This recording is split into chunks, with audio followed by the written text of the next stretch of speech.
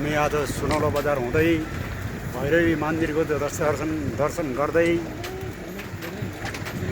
हामी अहिले ठ्याक्कै नीलकण्ठ 4 रिजाल्ट त हुँदै जाने भनेर हामी भैरवी मन्दिरको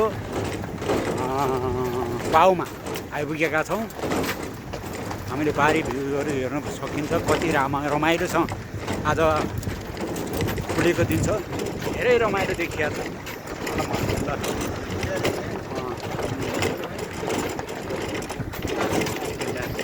हामीले पहाडी देख्न सकिन्छ। अहिले हामी 4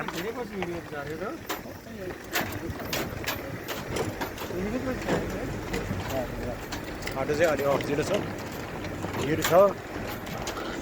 अनि अहिले हामी अझै मन्दिर ठ्याक्क देख्न सकिन्छ।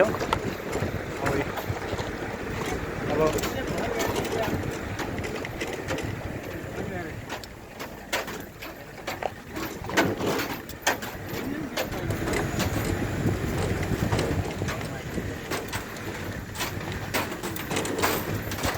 तलतिर देख्न सकिन्छौँ, सामने भिड छ है, कता कता चाहिँ हामी ठ्याक्कै देवी भैरवीको मन्दिरको भैरवीका पाउमा आइपुगेका छौँ।